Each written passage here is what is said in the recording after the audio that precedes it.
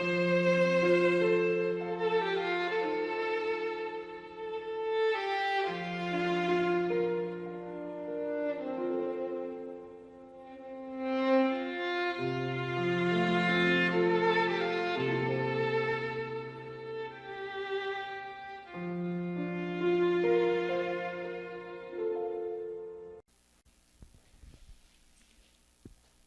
días, hermanos.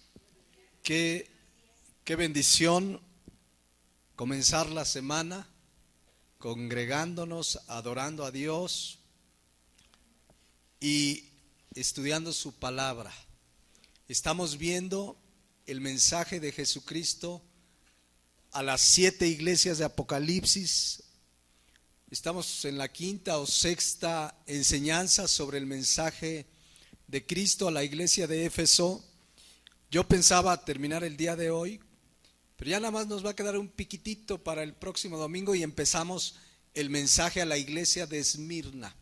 Cada mensaje habla Cristo a la iglesia en lo particular, a su iglesia en general, pero a cada uno como sus hijos. Vamos a recordar nuestro texto para estar en el contexto y nos iremos hacia el final de este duro mensaje de Jesucristo a la iglesia de Éfeso y muy probablemente un duro mensaje a alguno de nosotros o a esta iglesia local. Apocalipsis 2:1 dice: escribe al ángel de la iglesia en Éfeso, el que tiene las 7 estrellas en su diestra, el que anda en medio de los 7 candeleros de oro, dice esto: yo conozco tus obras y tu arduo trabajo y paciencia, y que no puedes soportar a los malos, y has probado a los que se dicen ser apóstoles y no lo son, y los has hallado mentirosos, y has sufrido y has tenido paciencia, y has trabajado arduamente por amor de mi nombre, y no has desmayado. Pero tengo contra ti que has dejado tu primer amor. Recuerda, por tanto, de dónde has caído, y arrepiéntete y haz las primeras obras, pues si no, vendré pronto a ti y quitaré tu candelero de su lugar si no te hubiereis arrepentido. Pero tienes esto, que aborreces las obras de los nicolaitas, las cuales yo también aborrezco. El que tiene oídos, oiga lo que el Espíritu dice a las iglesias. Al que venciere, le daré de comer del árbol de la vida, el cual está en medio del paraíso de Dios. Bien, hace 8 días nos quedamos en este, de verdad, muy duro, muy grave reproche de Cristo a la iglesia de Éfeso. Habían cometido un gravísimo pecado los cristianos de la iglesia en Éfeso. Apocalipsis 2:4 nos dice cuál es. Cristo les dice: tengo contra ti que has dejado tu primer amor. A pesar de ser una iglesia que trabajaba arduamente, que no podía soportar a los malos, que era paciente, que sufría por causa de Cristo, que aborrecía doctrinas heréticas como las de los nicolaitas. A pesar de todo ello, a esta iglesia Cristo le dice: tengo contra ti que has dejado tu primer amor. De verdad, oro que el Espíritu Santo nos muestre con claridad lo grave que Cristo le diga a alguien: tengo contra ti. Que Cristo le diga a un pastor, a una iglesia local como esta, o a ti o a mí en lo particular: tengo contra ti. Y más grave, nos diga que has dejado tu primer amor. Eso, mis hermanos, es de verdad gravísimo. El punto importante, porque ya estudiamos sobre este versículo las 2 pasadas semanas, el punto importante es que quizás nosotros como iglesia local, o alguien en esta iglesia local, o alguien que nos escucha, hemos dejado nuestro primer amor. Aunque hagamos muchas cosas para Dios, aunque hagamos muchas cosas para el Señor, Cristo dice con toda firmeza: tengo contra ti que has dejado tu primer amor. Veíamos, y solo recuerdo porque lo vimos ya por 2 semanas, que una de las evidencias de que alguien ha dejado su primer amor es cuando comienzas a hacer las cosas para Dios por rutina, costumbre. Hay que orar, hay que ir a la iglesia, hay que leer la Biblia. Y le voy a compartir a fulano, a sutano. Sí, tengo que compartirle. Cuando se vuelve una rutina en nuestra vida servir al Señor, hemos dejado el primer amor. Cuando se pierde esa emoción, esa alegría por orar, por encontrarnos con Dios, por leer su palabra, por ir a la iglesia local y adorarle, cuando ya no nos emociona y nos apasiona congregarnos, orar, leer la palabra, hemos dejado nuestro primer amor, y eso es grave a la luz de Apocalipsis 2:4. Es algo gravísimo. Por eso veíamos esas 2 mujeres que representan los 2 polos, la que se llamaba Marta y la que se llamaba María. Dice Lucas 10:38 que aconteció que yendo de camino entró en una aldea nuestro Señor Jesús, por supuesto, y una mujer llamada Marta le recibió en su casa. Esta tenía una hermana que se llamaba María, la cual sentándose a los pies de Jesús, ¿qué hacía? Oía su palabra. Vemos a una María enamorada del Señor. El Señor estaba ahí, sabía que lo más importante era escuchar su palabra. Mis hermanos, hay tiempo para todo, pero el tiempo más importante en la vida de un verdadero cristiano es estar con el Señor. Pero hoy cuántas cosas, como el versículo que sigue, el versículo 40, donde María estaba preocupada con muchos quehaceres, distraída, afanada. ¿Cuántas cosas preferimos hoy? Cosas vanas, mundanas, antes de estar un tiempo con el Señor. ¿Cuántas cosas preferimos muchas veces en lugar de congregarnos? ¿Cuántos hoy dejaron de congregarse en sus iglesias porque prefirieron ganar unos pesos, porque quieren juntar para pasar una buena Navidad? ¿Cuántos prefieren tantas cosas y están en tantas ocupaciones como Marta, preocupada, afanada, distraída? ¿Cuántos están más preocupados por tener más, que trabajan 10, 12 horas y están afanados por las cosas de este mundo, cuando dice 1 Timoteo 6:6 que gran ganancia es la piedad? ¿Saben qué es la piedad? Vivir cerca de Dios, estar cerca de nuestro Señor. Esa es ganancia. Dice, gran ganancia es la piedad, acompañada ¿de qué? De contentamiento.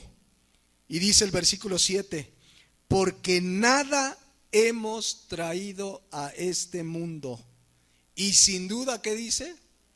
Nada podremos sacar. El día que muramos, mis hermanos, ni la ropa que te pongan en el ataúd te vas a llevar, ni eso. Nada nos vamos a llevar, pero la gente está afanada, y cristianos que se apartan del Señor, que no tienen tiempo para el Señor cada día, que no se congregan porque están ocupados ganando las cosas materiales.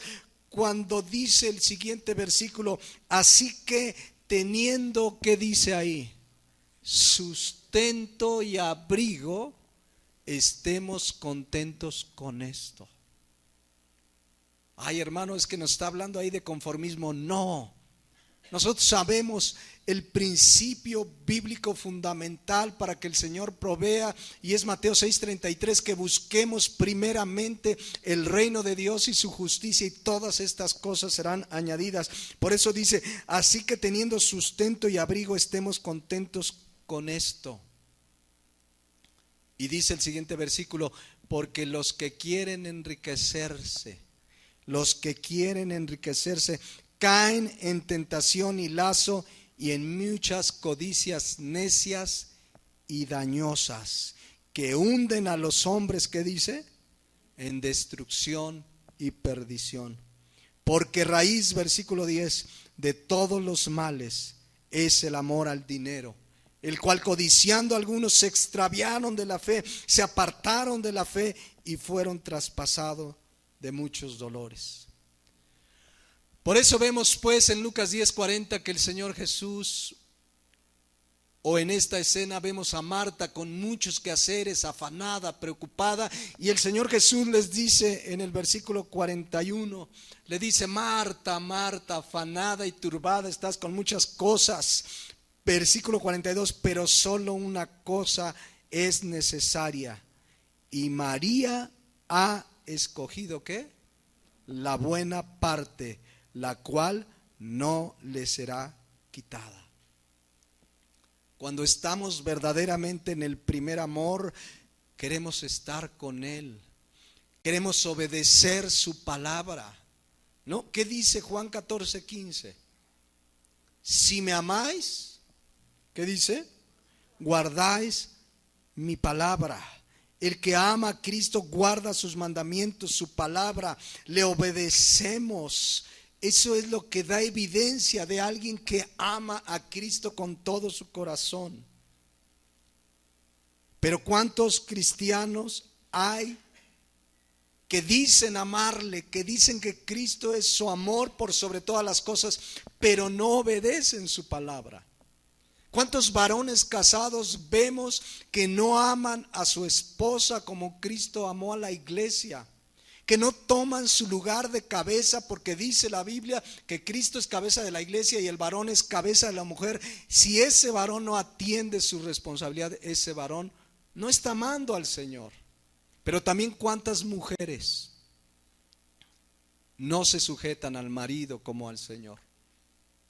Cuántas mujeres, dice la palabra de Dios, que deben sujetarse a Cristo, a su marido como al Señor, y no lo hacen. O cuántos hijos no obedecen a sus padres, o cuántos son empleados y no se sujetan a sus patrones, a sus jefes. Eso es parte o evidencia de una persona que dice amar a Cristo pero no guarda sus mandamientos. Bueno, ese es Apocalipsis 2:4, la dura reprimenda de Cristo a la iglesia de Éfeso. Tengo contra ti que has dejado el primer amor. ¿Cuál es la solución a este grave pecado? Porque es pecado. ¿Cuál es la solución a un cristiano, a una cristiana, a una iglesia que ha dejado su primer amor? Cristo nos da la respuesta en el siguiente versículo. Y no solo nos da la respuesta, nos da las consecuencias si no atendemos el duro llamado que hace. Dice la palabra de Dios: recuerda por tanto de dónde has caído y arrepiéntete y haz las primeras obras, pues si no, vendré pronto a ti y quitaré tu candelero de su lugar si no te hubieres arrepentido. ¿Qué tenemos que hacer? Recordar de dónde hemos caído. ¿Qué más? Arrepentirnos. ¿Qué más? Hacer las primeras obras. Si no, ¿qué va a pasar? Dice que vendrá Cristo y quitará su candelero de su lugar si no se hubiere arrepentido. ¿Qué significa esto, mis hermanos? Vamos a verlo en esta mañana y nos va a llevar el resto de la enseñanza. Lo primero que Cristo nos pide es recordar de dónde hemos caído. Cristo nos pide hacer memoria, examinar, recordar, y en el griego habla de una acción constante. ¿Dónde fue que comencé a enfriarme? ¿Dónde fue que comencé a dejar mi primer amor con Cristo? ¿Dónde fue? ¿Qué pasó cuando comencé a dejar de orar por las mañanas, de leer la palabra de Dios? ¿Cuándo comencé a dejar de congregarme? ¿Dónde fue? Porque dice, recuerda de dónde has caído. Es decir, ¿dónde comenzó ese enfriamiento espiritual? Mis hermanos, necesitamos hacer memoria. ¿Cuándo fue que comenzó a volverse rutina congregarte hoy domingo? ¿Cuándo fue que comenzaste a ver como una carga pesada ir al estudio bíblico? ¿Cuándo fue que comenzaste a ver como algo pesado tener que levantarte, orar, leer la Biblia? ¿Cuándo fue que dejamos nuestro primer amor? Necesitamos hacer lo que Cristo nos manda. A ver, ¿dónde fue? ¿Dónde fue? Quizás cuando comenzaste a dejar de congregarte. Quizás cuando comenzaste a dejar justamente de levantarte cada día y buscar su rostro. Porque así empieza uno a dejar su primer amor. Y se vuelve uno al mundo, está afanado uno por el mundo y las cosas del mundo. Y están afanados y viven y se desgastan por las cosas del mundo. Y vienen el domingo a la iglesia y ¿qué creen? Se duermen. Se duermen en la iglesia. ¿Por qué? Porque trabajan tanto, están tan afanados por las cosas del mundo que cuando vienen a adorar al Señor no tienen ganas de nada. Y pasa en toda iglesia, mis hermanos. Pero necesitamos recordar dónde fue que comenzamos a desubicarnos como Marta, que estaba atareada, ¿se acuerdan? Estaba turbada. Cristo le dijo que viene de la palabra griega turbazo. Estaba desorientada. ¿Dónde comenzamos a desubicarnos, a desorientarnos? ¿Dónde comenzamos a dejar a Cristo fuera del primer lugar? ¿Dónde comenzamos a dejar a Cristo fuera del único y exclusivo lugar que le corresponde? ¿Que cuál es? El primero en todo tiempo, lugar y circunstancia. Lo comenzamos a dejar ahí en segundo lugar, en tercer lugar, en cuarto lugar, porque el trabajo es más importante, porque la familia es más importante, y comenzamos a dejar a Cristo fuera del primer lugar. Necesita cada uno de nosotros, mis hermanos, recordar dónde caímos. Necesariamente hubo un punto de inflexión donde comenzamos a enfriarnos.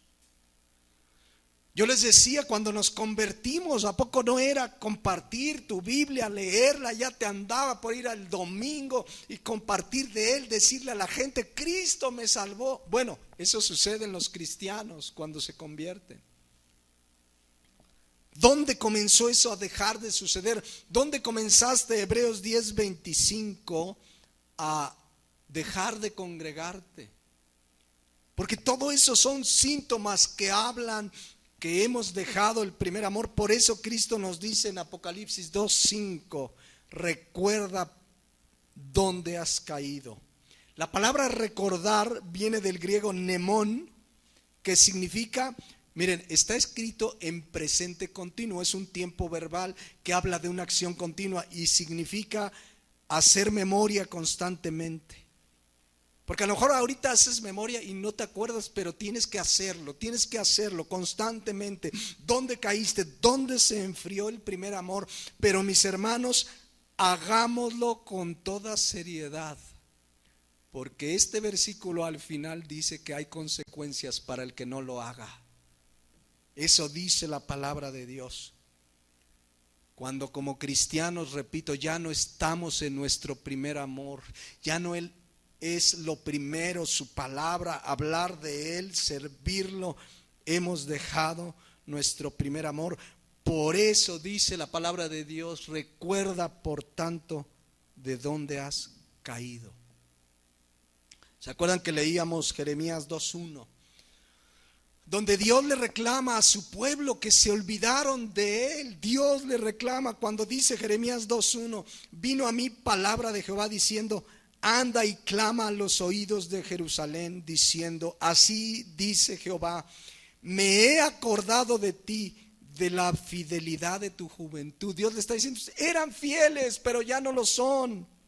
Del amor de tus desposorios me amaban y ya no me aman como antes. Cuando andabas en pos de mí en el desierto, en tierra no sembrada.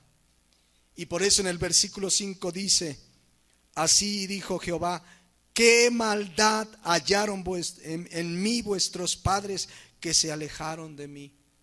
¿Acaso Dios nos hizo algo para alejarnos de Él? Por supuesto que no. Si Él lo único que ha hecho es amarnos, es su gracia perdonadora, es que nos dio a Jesucristo como nuestro único y suficiente Salvador. ¿Qué nos hizo Dios para enfriarnos? ¿Qué nos hizo? Si lo único que hizo, dice Juan 3:16, es que de tal manera nos amó que dio a su Hijo unigénito para que todo aquel que en Él cree no se pierda, mas tenga vida eterna. Por supuesto que Él no nos hizo nada. Si nos hemos enfriado es porque algo pasó en nuestra vida que comenzamos a dejar de ponerlo en primer lugar. ¿Cuál es la cura a esto, mis hermanos? Apocalipsis 2:5. Recuerda por tanto en dónde has caído o de dónde has caído. ¿Y qué dice? Arrepiéntete. Miren, voy a explicarles en esta mañana porque quizás muchos saben qué significa arrepentirse, pero yo cuando estaba leyendo el texto dije, vamos a escudriñar las escrituras y explicar con toda claridad qué es el verdadero arrepentimiento, el arrepentimiento bíblico, porque esto es lo que nos pide, esta es la cura para poder regresar a mi primer amor. Arrepentirnos, porque ¿de qué se arrepiente uno? De lo que es pecado. ¿Cuál es el pecado aquí de Éfeso? Habían dejado su primer amor. Entonces miren, quiero explicar esta mañana con todo detalle cómo es el arrepentimiento bíblico. Y cualquier otra cosa que suceda en nuestras vidas que no sea como la Biblia dice, no es arrepentimiento. Será muchas cosas, o remordimiento, o lo que sea, pero no arrepentimiento bíblico. Miren, de origen la palabra arrepentimiento, creo que todos lo saben, viene de un vocablo griego que es metanoia. Meta significa movimiento, significa cambio. Y noia viene de nous, que significa mente. Arrepentimiento significa cambio de mente, moverme al lado contrario de donde iba. Ese es el significado más general de arrepentimiento, media vuelta al pecado, cambiar de manera de pensar. Entonces yo quiero ir a la Biblia, a varios pasajes esta mañana, mostrarles bíblicamente qué es el arrepentimiento a la luz de la Biblia. Y cada uno meditemos si verdaderamente, es más, desde que conocimos el Evangelio, tuvimos un genuino arrepentimiento. Lo que voy a citar ahora es lo que la Biblia habla de lo que es el arrepentimiento. Y yo veo en la Biblia, pueden ser más cosas, pero yo veo 7 cosas por lo menos fundamentales que suceden cuando alguien se arrepiente de a de veras. Las voy a poner aquí y ahorita las vamos a ver una por una, pero quiero que las tengan presentes. El verdadero arrepentimiento implica por lo menos estas 7 cosas y lo vamos a ver en la Biblia. Cambio de manera de pensar respecto al pecado. En segundo lugar, el verdadero arrepentimiento implica dolor, tristeza, vergüenza, pena por haber pecado. por haber ofendido a Dios. En tercer lugar, arrepentimiento implica humildad y quebrantamiento. En cuarto lugar, arrepentimiento implica reconocer nuestro pecado y confesárselo a Dios. En quinto lugar, arrepentimiento implica apartarse del pecado que hemos confesado. En sexto lugar, implica volverme a Dios de todo mi corazón. Y en séptimo lugar, implica dar evidencias de un verdadero arrepentimiento. Si estas cosas no suceden en nuestra vida, no hay arrepentimiento. Habrá algo parecido, remordimiento, pero vamos a verlas cada una a la luz de la Biblia. Porque esto sucede desde el día de nuestra conversión. Acuérdense que el mensaje del Evangelio, Marcos 1:15, cuando Cristo comienza su ministerio, dijo dos cosas fundamentales que suceden en nuestra conversión: arrepentíos y creed en el Evangelio. Arrepentíos y creed en el Evangelio.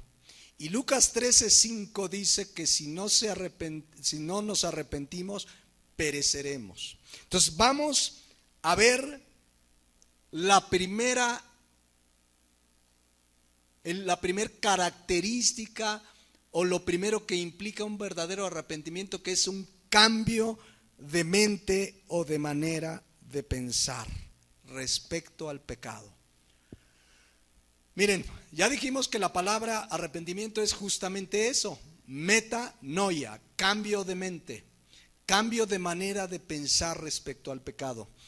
En nuestra conversión, dice Juan 16:8, que el Espíritu Santo hace algo, y es convencer de pecado. ¿Ya vieron lo que hace el Espíritu Santo? Convence de pecado. Cristo dice que cuando viniera el Espíritu Santo convencería al mundo de pecado.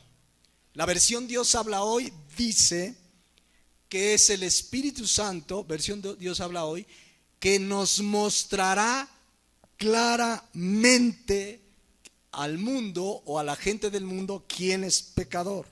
Es decir, lo primero que sucede en el arrepentimiento es que entendemos que el pecado es grave porque ofende a Dios. Y comienza un cambio de manera de pensar.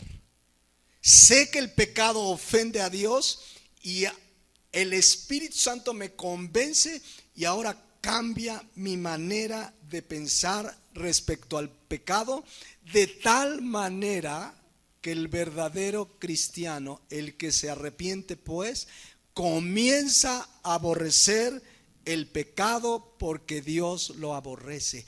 Ese es el cambio de manera de pensar. Comienzas en tu vida a aborrecer lo malo. Por ejemplo, dice Proverbios 6:16. 6 cosas que dice: aborrece, significa odia, detesta. Sí podemos tener odio, aversión, abominación contra el pecado. Ahí ódialo con todas tus fuerzas. 6 cosas odia, aborrece, detesta Jehová, y aún 7 abomina su alma. Versículo 17, y comienza a hablar del pecado en diferentes formas: los ojos altivos, la lengua mentirosa, las manos derramadoras de sangre inocente, el corazón que maquina pensamientos inicuos, los pies presurosos para correr al mal, el testigo falso que habla mentira, y el que siembra discordia entre hermanos. En resumen, ¿qué aborrece y abomina Jehová? El pecado. ¿Se acuerdan que la iglesia de Apocalipsis que estamos viendo de Éfeso le dice: pero tienes esto, que aborreces las obras de los nicolaitas? Ese es el cambio de manera de pensar. Comenzamos a odiar, aborrecer el pecado que antes cometíamos. Miren, yo no sé si recuerden Yo recuerdo sin Cristo, cuando no era cristiano, yo decía, pues que una persona tenga relaciones con otra persona, un hombre con una mujer, pues si se aman, pues no está mal. Yo pensaba eso, sin Cristo yo pensaba, pues está bien si se aman. O yo pensaba también, fumar no es malo, yo fumaba 2 cajetillas al día, por lo menos. Entonces decía, mientras no le haga mal a nadie, no, pues está bien, no pasa nada, pues es mi cuerpo. O tomarme una copa, o mentir, pues, mientras sea una mentirita piadosa. O sea, teníamos una idea, yo creo que cada uno se puede recordar de cosas que ahora tiene la convicción de que son pecados, pero antes de Cristo no creías que eran pecado. ¿Alguno se acuerda de algo? Que decías, oye, pues ¿qué de malo tiene que la esposa no se sujete al marido? Pues, ni te pasaba por aquí. O quizás otras cosas, ¿qué de malo es una pequeña tranza? Porque aquí en México el que no tranza no avanza. Entonces sí le di 200 al poli y me dio mi licencia. Así es que agilicé el trámite. No pensábamos que era pecado. Entonces, cuando viene la conversión, comienza el verdadero arrepentimiento y en ese momento comienza una manera diferente de pensar respecto al pecado. Le llamamos al pecado pecado. Hay iglesias, hay pastores que ya no hablan del pecado directamente. A ver, hermanos, ¿quiénes han cometido errores? No cometió un error, cometió un pecado, llamemos al pecado. Llega un hermano con el pastor, oiga, fíjese que adulteré, hizo un pequeño error, no se preocupe. No es pequeño error, es pecado. El verdadero cristiano, cuando se convierte, viene un cambio de manera de pensar, cuando se arrepiente. Por eso dice Romanos 12:9, el amor se hace sin fingimiento. ¿Y qué dice? ¿Qué dice? Aborrecer lo malo. Aborrecemos. Cuando viene ese cambio de manera de pensar en el arrepentimiento, comenzamos a aborrecer lo malo. Y si estamos hablando de que Cristo le habla a la iglesia de Éfeso que ha dejado su primer amor, y dejar el primer amor es pecado, debemos aborrecer en nuestra vida el dejar el primer amor. Y cualquier pecado, por supuesto, pero estoy hablando de lo que vemos en Apocalipsis 2:4. Cristo le dice, tengo contra ti que has dejado tu primer amor. El que se arrepiente verá que es algo serio, grave, delicado delante de Dios. Que Cristo no sea lo primero en mi vida, que no sea lo primero y lo más importante. Entonces, lo primero que sucede en el verdadero arrepentimiento cambia nuestra manera de pensar respecto al pecado. Pero número 2, ¿quieres poner ahí? Viene a nuestra vida en el verdadero arrepentimiento dolor, tristeza, una gran pena, una gran vergüenza, porque hemos pecado. Eso es lo que sucede cuando alguien, una vez que sabe que el pecado es grave, viene un dolor, una tristeza profunda, porque hemos ofendido a Dios. Cuando alguien entiende que su pecado ofendió a Dios, que su pecado llevó a Cristo a morir en la cruz del Calvario, viene una tristeza y un dolor a nuestro corazón indescriptible. Esdras el profeta lo dijo así. Fíjense cómo lo dijo en Esdras 9:5. Esdras es un libro de la Biblia, no una medicina. No así un día de Esdras, ¿y qué es Esdras? Aquí está, un amiguito que va a la iglesia. No, dice, y a la hora del sacrificio de la tarde me levanté de mi aflicción. Está orando Esdras. Y habiendo rasgado mi vestido y mi manto, me postré de rodillas y extendí mis manos a Jehová mi Dios. Vemos a un Esdras arrepentido. Vean el versículo 6. Y dije, Dios mío, confuso, ¿y qué dice? Avergonzado estoy para levantar, oh Dios, mi rostro a ti. ¿Por qué? Porque nuestras iniquidades se han multiplicado sobre nuestra cabeza y nuestros delitos han crecido hasta el cielo. ¿Cómo se sentía el profeta Esdras por su pecado y el pecado del pueblo? Confuso y avergonzado de tal manera que no quería ni levantar su rostro. Cuando alguien se arrepiente, viene ese dolor, esa vergüenza que vienes delante de Dios, que no quieres ni levantar la cara de vergüenza. La Nueva Traducción Viviente dice, el versículo 6, oh Dios mío, estoy totalmente avergonzado, me da vergüenza elevar mi rostro. Entonces, Esdras 9:6 en la Reina Valera, ¿cómo se sentía Esdras por el pecado? Confuso y avergonzado. Miren, esa palabra confuso y avergonzado en el hebreo es una sola palabra y es la palabra hebrea Bush, como el expresidente de Estados Unidos. Por cierto, murió el papá recientemente, George Bush, papá. Bueno, así es la palabra hebrea y significa palidecer, secarse, ruborizarse, sentirse profundamente triste y desilusionado. Cuando un cristiano peca y se arrepiente, se siente desilusionado, triste, ha pasado algo grave, ofendimos a Dios. Eso hace el arrepentimiento. Hay una tristeza que no quieres ni levantar tu rostro a Dios. ¿Se acuerdan de la oración del fariseo y el publicano? En Lucas 18:10 vemos dos personajes.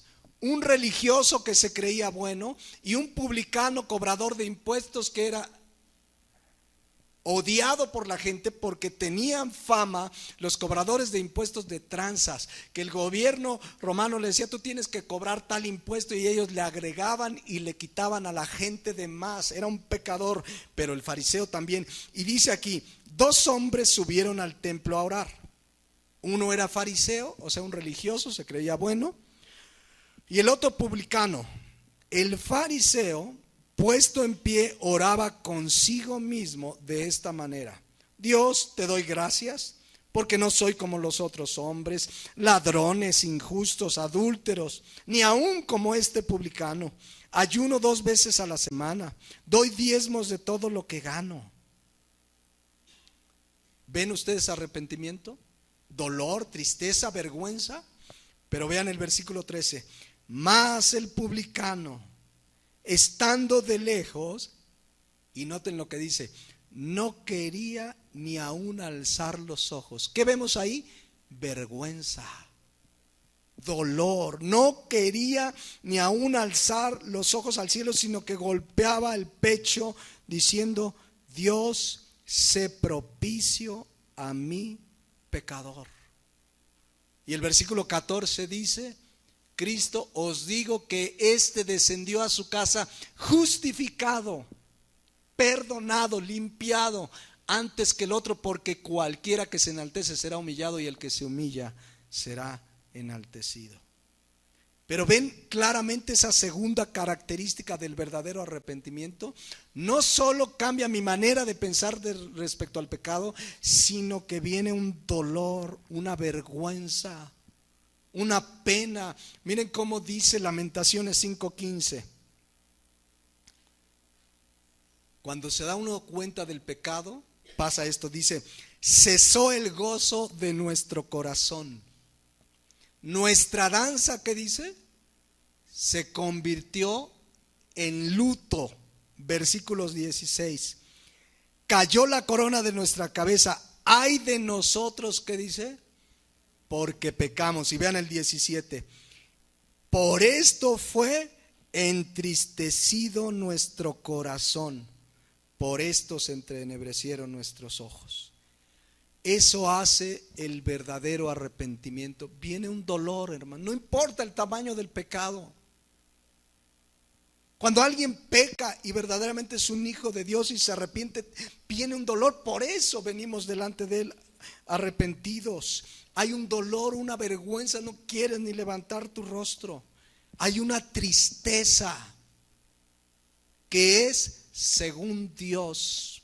Fíjense lo que dice 2 Corintios 7:10. Porque la tristeza que es según Dios produce ¿qué? Arrepentimiento para salvación, de que no hay que arrepentirse. Pero la tristeza del mundo produce ¿qué? Muerte. Yo conozco personas que lloran cuando dicen arrepentirse. Hay una aparente tristeza, pero siguen igual. ¿Habrá habido arrepentimiento? Esa es la tristeza del mundo. Porque la tristeza que es según Dios produce ¿qué?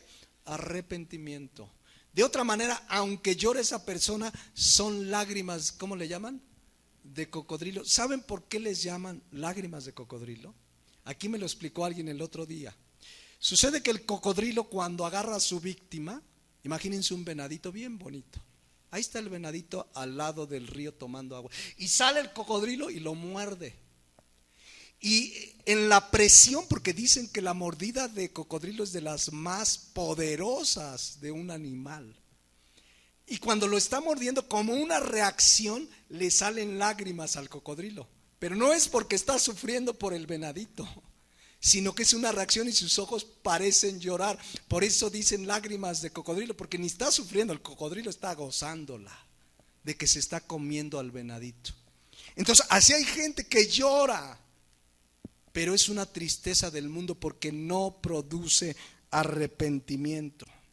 Entonces, vean la lista, 2 características del verdadero arrepentimiento, o 3: cambio de manera de pensar respecto al pecado, dolor, tristeza, vergüenza por el pecado.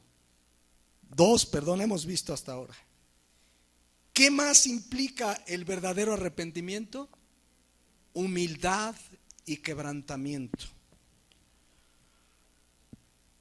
El verdadero cristiano acepta cuando peca con humildad su pecado y se quebranta. Y eso es lo que Dios ve cuando alguien se arrepiente, no tanto sus lágrimas, sino que haya humildad y quebrantamiento. Miren lo que dice Isaías 66:2. Mi mano hizo todas estas cosas, y así todas estas cosas fueron, dice Jehová. Pero, ¿qué dice ahí? Miraré. Esa palabra en el hebreo nabat significa considerar, otorgar su favor, su bendición, su gracia. ¿A quién Dios va a mirar? ¿A quién va a considerar? Dice, a aquel que es ¿qué? Pobre y humilde de espíritu y que tiembla a mi palabra. La primera característica en el arrepentimiento es humildad, que reconoces que has pecado, que cuando se le exhorta a la persona, hermano, usted está en pecado. Con humildad, sí es cierto. Porque hay quien dice, ay, ¿usted qué le importa? Yo y así soy, si fallo. Y no hay humildad, menos quebrantamiento. Porque unos versículos antes, en Isaías 57, versículo 15, dice: porque así dijo el alto y sublime, el que habita la eternidad y cuyo nombre es el santo. Yo habito, dice Dios. ¿Dónde habita Dios? En la altura y la santidad. Pero vean dónde también habita. Ahí dice, habito en la altura y en la santidad y con el que nunca peca. ¿Así dice? No, dice, y con el quebrantado y humilde de espíritu, para hacer vivir el espíritu de los humildes y para vivificar el corazón de los quebrantados. ¿Saben qué significa quebrantado? Daká en el hebreo significa estar como triturado. El verdadero arrepentimiento hace que con humildad aceptemos, sí, pequé, y eso te quebranta, te humilla. Señor, pequé contra ti. Eso hace el verdadero arrepentimiento. Por eso David en el Salmo 32, versículo 3 dice, mientras callé, envejecieron mis huesos. Bueno, entonces Claramente el verdadero arrepentimiento trae humildad y quebrantamiento.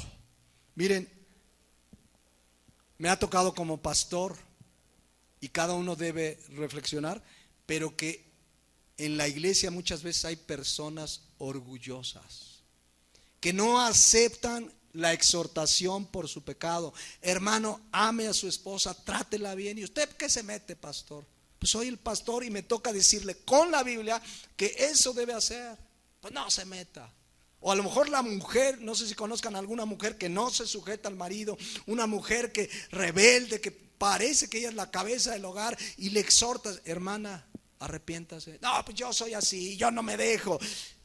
Orgullo, falta de humildad y ¿qué? Quebrantamiento. Y es que de verdad luego se enojan con el pastor, como si el pastor hubiera escrito la Biblia, ¿no? Una vez un marido me quería golpear, de verdad, en serio, porque lo había yo exhortado, pero también me ha tocado de mujeres. Y yo no escribí la Biblia, hermanos. Yo le digo, hermana, sujétete como al Señor. Pues sí, pero no sabe que... Sujétese.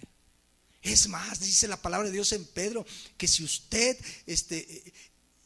que usted puede, estando sujeta a Él y sin palabras, ganarlo para Cristo.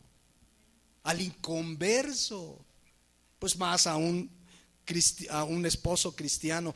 Pero el verdadero arrepentimiento pues implica humildad, reconocer nuestro pecado y nos lleva a un quebrantamiento. Pero en cuarto lugar, ¿qué más implica el verdadero arrepentimiento? Reconocer, ¿y qué dice? Confesar nuestro pecado. Dice 1 Juan 1:9 que lo sabemos de memoria. Si confesamos nuestro pecado, Él es fiel y justo para perdonar nuestro pecado y, ¿qué dice? Limpiarnos de toda maldad. Pero notan el sí condicional. Si confesamos. Ahora mucha gente viene, Señor, sí, confieso mi pecado, sí, robé, sí, mentí, sí, trato mal a mi esposo, sí, no me sujeto. Y ya, y creen que eso es confesar, que confesar se limitan a una definición pues muy sencilla de confesar. Creen que confesar es hablar y ya. No, confesar es una palabra griega muy interesante. Homologeo. ¿Han oído la palabra homologar? Hacer que algo sea igual a otro, ¿no? Dicen que van a homologar los salarios mínimos ahora en la cuarta transformación. Al rato les cuento algo bien triste que sucedió ayer. Bueno, homologar. ¿Qué significa confesar en este contexto que viene de homologar, homologueo? La palabra homologueo significa reconocer plenamente, que lo que yo digo lo reconozco plenamente. Significa también homologar, significa en su raíz hablar lo mismo. Así significa hablar lo mismo. Es decir, cuando yo le digo a Dios, Señor, mentí, estoy igual que Dios reconociendo que he cometido un pecado, que así como la mentira es para Dios pecado, yo estoy hablando el mismo idioma. Para Dios es grave, para mí es grave. Estoy homologando mi confesión a lo que Dios dice. ¿Se dan cuenta? Señor, sí traté mal a mi esposa, pero estoy entendiendo que es grave igual que es grave para él. Por eso se lo confieso, por eso lo reconozco absoluta y plenamente. Un ejemplo muy claro de homologueo, de confesar el pecado, es David en el Salmo 51. Ahí vemos un homologueo en toda su extensión cuando dice en el versículo 3, porque yo reconozco mis rebeliones. ¿Qué hizo David? Reconoció, homologueo. Así como es pecado para ti, es pecado para mí.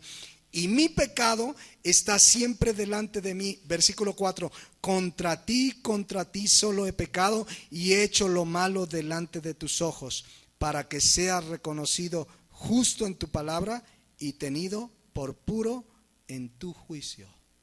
Eso es reconocer y confesar nuestro pecado. Vean cómo viene todo perfectamente claro en la palabra de Dios.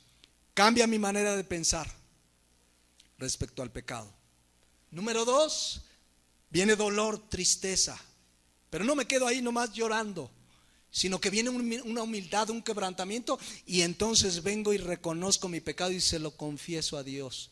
Entonces ya no son nada más palabras, sí, me arrepiento, Señor. ¿Han visto cuando de repente al niño, hija, pídele perdón a tu hermana que le hiciste esto?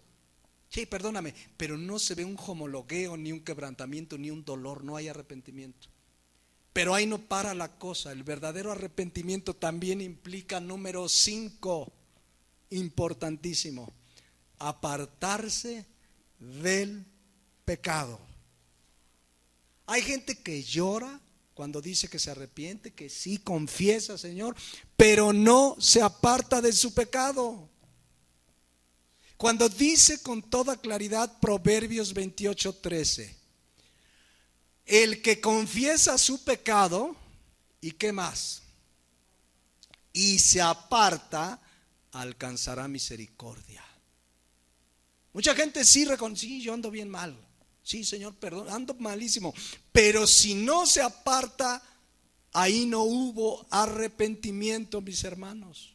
A la luz de la Biblia, es reconocer mi pecado, es confesarlo, pero es apartarme de ese pecado. Si no es, como dice 2 Corintios 7:10, la tristeza del mundo que produce muerte. No hay arrepentimiento. Pero el verdadero arrepentimiento, y esto para que lo reflexionemos, porque aquí les va una realidad que uno ve en toda iglesia. Las iglesias, mis hermanos, de nuestro tiempo están llenas de gente no arrepentida, que dicen haber recibido a Cristo, que dicen haber hecho una oración, que dicen haberse arrepentido, pero siguen en los mismos pecados de antes. Pregunta: ¿se habrán arrepentido? Porque la Biblia dice que es el que confiesa su pecado y se aparta el que alcanza la misericordia de su perdón. Entonces las iglesias están llenas, mis hermanos, de gente no arrepentida, que quizás lloró, quizás gritó y parecía un arrepentimiento, pero si sigue en su pecado, hubo de todo menos arrepentimiento. Esta es la realidad bíblica, mis hermanos. Por eso ves tanta gente que se dice cristiana, que sigue igual de tranza, que sigue igual de adúltera, de mentirosa, de peleonera, de chismosa, de pecadora, y dices, bueno, pues tiene 10 años en Cristo, nunca se arrepintió. A lo mejor le remordió la conciencia con un mensaje, se emocionó y dijo, sí he hecho mal, ya lloró. Pero si siguen lo mismo, la Biblia dice claramente en Proverbios 28:13 que es el que confiesa su pecado y se aparta el que alcanza misericordia. Por eso vean 1 Corintios 6:9. Es la descripción de una persona inconversa, o podríamos decir, es la descripción tuya y mía antes de Cristo, y van a ver por qué. Dice: ¿no sabéis que los injustos no heredarán el reino de Dios? No erréis, ni los fornicarios, ni los idólatras, ni los adúlteros, ni los afeminados, ni los que se echan con varones, ni los ladrones, ni los avaros, ni los borrachos, ni los maldicientes, ni los estafadores heredarán el reino de Dios. Pero vean el versículo 11. Y esto que dice, erais algunos, pero ya hemos sido, dice aquí la palabra de Dios, justificados, santificados, lavados, porque hubo un verdadero arrepentimiento. Ya no somos ni borrachos, ni mentirosos, ni idólatras. Si alguien sigue en esas prácticas de pecado, no ha nacido de nuevo, no se arrepintió. El verdadero cristiano se aparta del pecado, insisto, Proverbios 28:13. Eso implica un verdadero arrepentimiento. Te apartas, hay el firme deseo, Señor, le mentí a mi mamá, lo que sea que hayas hecho, y en ese momento que te arrepientes, además del cambio de mente, del dolor, de la vergüenza, del quebrantamiento, de la humildad, de confesarlo, viene el firme deseo de no volver a hacerlo jamás. Eventualmente llegamos a pecar, sí. 1 Juan 2:1 dice que Si alguno hubiere pecado, abogado tenemos para con el Padre, a Jesucristo el justo. Pero una vez te arrepientes, ya no quieres más cometer ese pecado. Por eso cuando Cristo tiene esa escena, ¿se acuerdan de la mujer adúltera? Que la iban a apedrear, la sacaron, que por cierto al adúltero se lo dejaron ir. Porque si esa mujer estaba adulterando, ¿qué estaba haciendo el hombre con ella? Adulterando. Pero como eran unos misóginos, que creían que el hombre podía hacer lo que quiera, como muchos machos mexicanos, y eso los fariseos, nada más trajeron a la mujer. Entonces la trajeron, la iban a apedrear, y a ver, Jesús, que la ley de Moisés dice que la apedreemos. Y dice Juan 8:10, enderezándose Jesús, porque Cristo les dijo, a ver, el que esté libre de pecado, tire la primera piedra. Y entonces ya se queda Jesús con ella y dice, enderezándose Jesús, y no viendo a nadie sino a la mujer, le dijo, mujer, ¿dónde están los que te acusaban? Ninguno te condenó. Ella dijo, ninguno, Señor. Entonces Jesús le dijo, ni yo te condeno. Se entiende que Jesús vio un corazón arrepentido ahí. ¿Y qué le dice? Vete y pues ya sigue la vida como antes. ¿Así le dijo? ¿Qué le dijo? Vete y no peques más. Eso sucede en el verdadero arrepentimiento. Repasemos, hermanos, porque el Señor nos escudriña el corazón para entender si verdaderamente nos hemos arrepentido. Y hablo si realmente alguien nació de nuevo o no, porque si no se arrepintió genuinamente el día que dice haber repetido una oración, esa persona no nació de nuevo. Número 1, trae un cambio de manera de pensar respecto al pecado. Número 2, dolor, tristeza, vergüenza. Número 3, humildad, quebrantamiento. Número 4, reconocer y confesar nuestro pecado. Número 5, apartarse del pecado. Y número 6, el verdadero arrepentimiento me lleva a volverme a Dios de todo corazón. Es decir, no me arrepiento y ahí sigo la vida. Un día me dijo una persona, dice, mi mamá sí se arrepintió, sí creyó y sí es cristiana. Nunca la veo que ore, nunca lee la Biblia, no sé cómo, pero yo creo que sí porque repitió la oración. Miren lo que dice Isaías 55:6. Dice, buscad a Jehová mientras pueda ser hallado, llamadle en tanto que Él está cercano.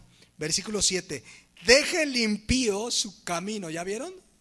Y luego vean, y el hombre inicuo sus pensamientos, ¿y qué pide a continuación? Y vuélvase a Jehová, el cual tendrá de él misericordia, y al Dios nuestro, el cual será amplio en perdonar. ¿Qué es lo que le pide? Es que se vuelva a Jehová. Esa palabra shub en el hebreo significa volver con todo el corazón, pero también significa volver al punto de partida. Y significa también recuperar, restablecer, venir resuelto a algo. Cuando alguien verdaderamente se arrepiente, viene resuelto a seguir a Jesús. Viene resuelto a amarle con todo su corazón, a servirle, a rendirse a Él, a buscarle con todo su corazón.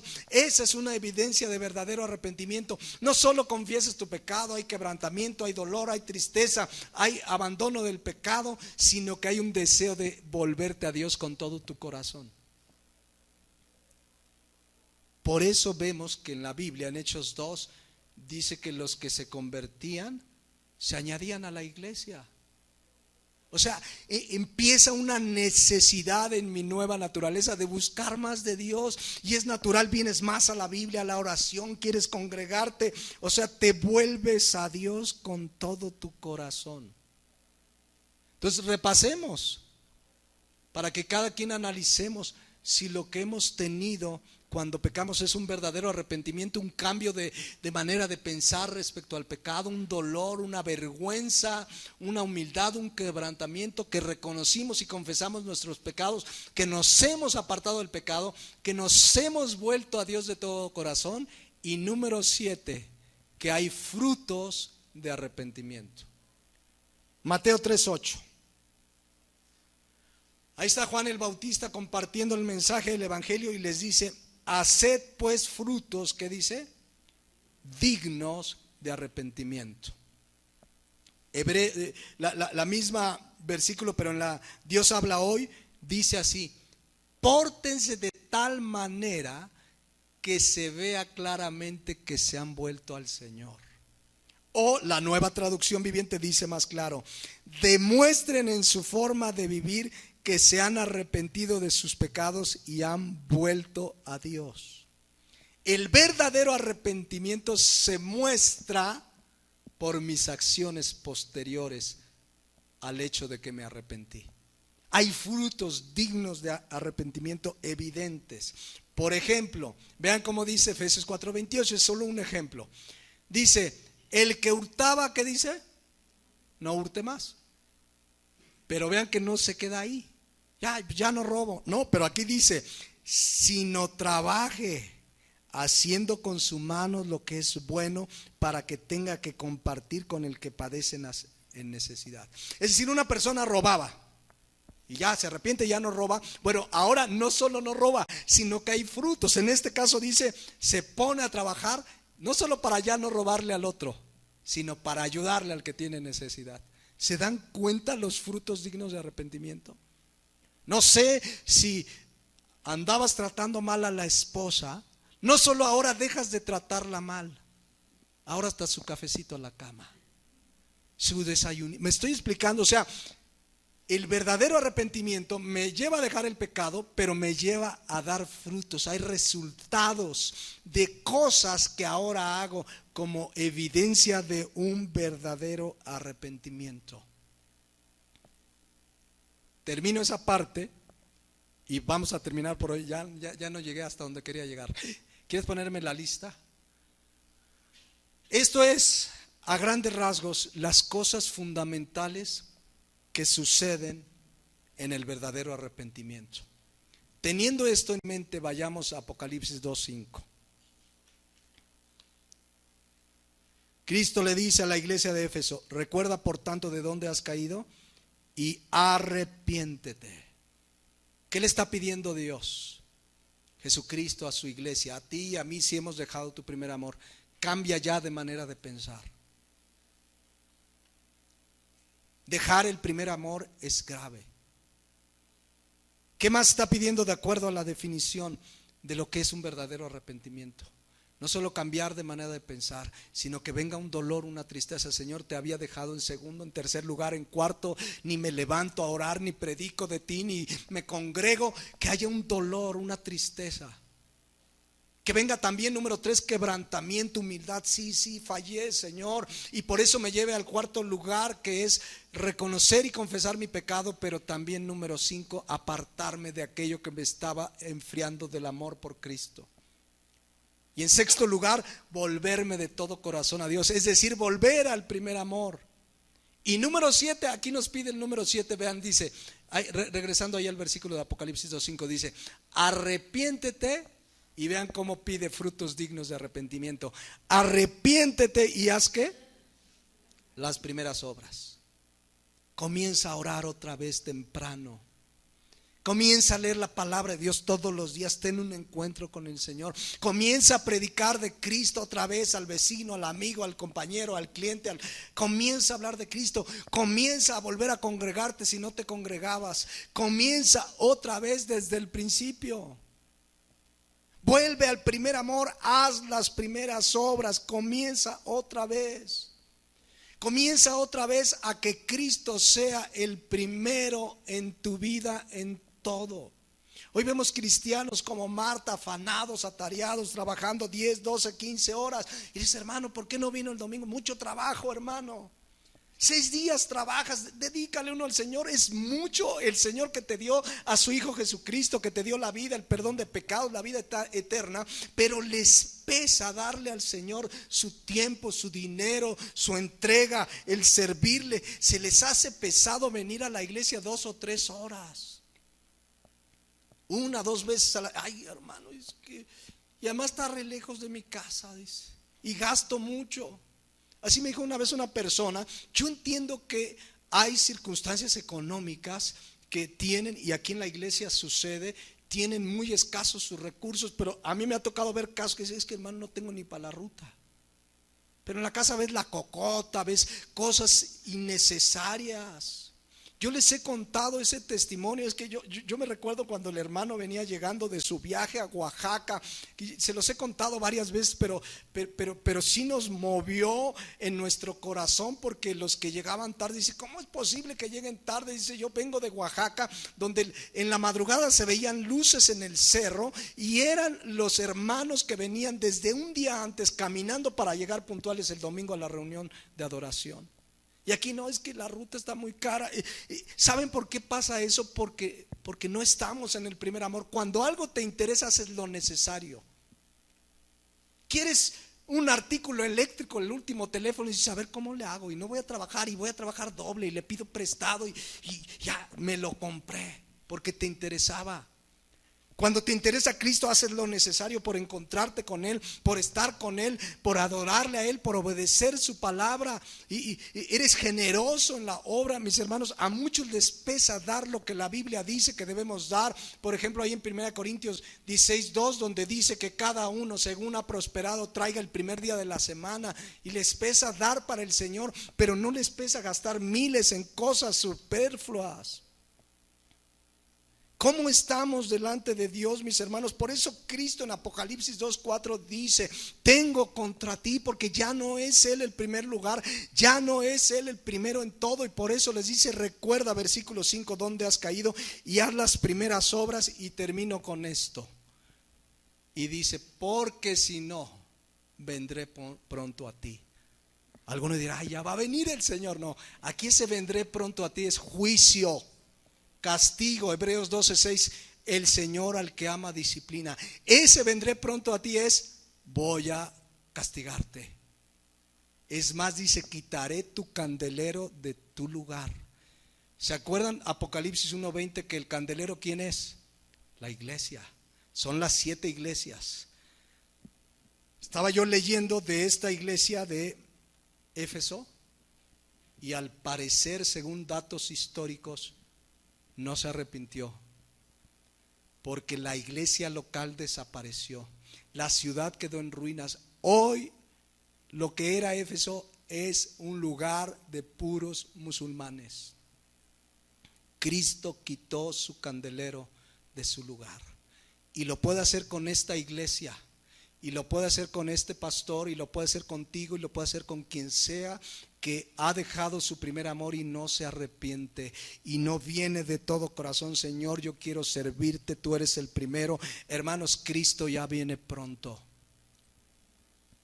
Hallará fe en la tierra, hallará a sus hijos sirviéndoles irreprensible. Cada uno reflexionemos delante de Dios, mis hermanos. El llamado es claro. Si hemos dejado el primer lugar, si hay algo en nuestra vida que está ocupando un lugar que solo le corresponde a Dios, estamos en pecado. Es tiempo, mis hermanos, de arrepentirnos, no esperar a que venga el juicio de Dios. Acuérdense que en 1 Corintios 11:29, yo he explicado este pasaje, pero lo voy a resumir así. La iglesia de Éfeso había menospreciado la obra de Cristo. No solo la cena del Señor, porque mucha gente dice, entonces despreciar la cena del Señor. La cena del Señor es un evento simbólico, solemne, donde recordamos ¿qué? La obra de Cristo, su muerte, su resurrección y su venida. Pero cuando la Biblia habla de que ellos habían comido y bebido indignamente, quiere decir que habían menospreciado la obra de Cristo, que habían dejado su primer amor, podríamos decirle, que trataban con indiferencia a Cristo y a su obra. ¿Y qué trajo Cristo a esta iglesia? 1 Corintios 11:30. Por lo cual, por menospreciar la obra del Señor, hay muchos enfermos. No está diciendo que todos los que estén enfermos es por juicio. Ojo ahí, porque si estás enfermo en juicio de Dios. ¿Y Job que estaba bajo juicio de Dios? Pues no. Y miren que enfermó tremendamente. Luego dice debilitados, habla de personas que no tienen ganas de nada, que viven como en una depresión. Dios puede traer eso a la vida de personas que menosprecian la obra de Cristo, que han dejado su primer amor. ¿Y qué dice al final? Y muchos duermen. Entiéndase, muchos han muerto. Dios en su soberanía se puede llevar a alguien. Este hijo mío no cambia, me lo llevo de una vez. No estamos diciendo que todos los que mueren jóvenes es porque hubo juicio de Dios. Los apóstoles, la mayoría murieron muy pronto por la persecución. Pero lo que estamos diciendo es que el llamado Apocalipsis 2:5 es: recordemos, hermanos, hemos dejado nuestro primer amor. ¿Dónde se enfrió? Y arrepintámonos delante de Dios. Es literalmente de vida o muerte. Vamos a despedirnos en oración. Cada uno meditemos, mis hermanos, delante de Dios. El ser humano pues solo mira lo que está delante de sus ojos, pero Dios mira tu corazón y mi corazón. Solo tú y yo sabemos en el día a día qué lugar ocupa Cristo y su palabra en nuestra vida. El servirle, el hacerlo todo, es el primer amor. Si nos hemos enfriado, lo cual nos ha llevado a pecar, la palabra de Dios dice: recuerda dónde has caído. Recuerda en esta mañana dónde dejaste tu comunión con Cristo cada día. El levantarte como David de madrugada y buscarle sediento. ¿Dónde dejaste de leer y meditar la palabra cada día?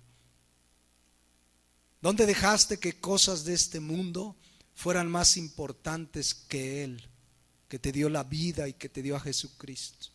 Recordemos delante de Dios, y dice la palabra de Dios que nos arrepintamos.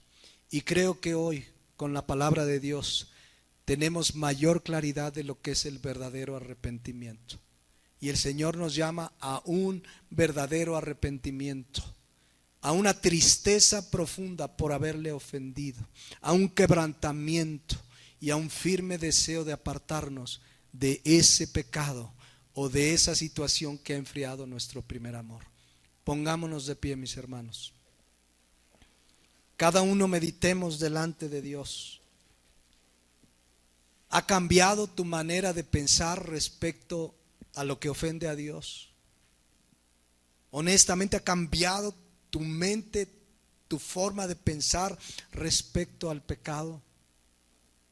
Cuando ofendes a Dios, cuando le ofendemos, viene un dolor, una tristeza, una vergüenza que no quieres ni levantar el rostro. Somos humildes ante la exhortación por el pecado y ha venido a nuestra vida quebrantamiento cuando le fallamos. Confesamos nuestro pecado como nos lo manda la palabra de Dios, reconociendo plenamente que le ofendimos.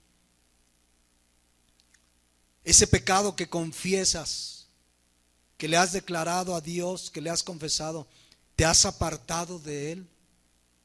Y después de apartarte, te has vuelto de todo tu corazón a Dios de tal manera que no hay nada más importante, que le amas con todo tu corazón, con toda tu mente, con todas tus fuerzas.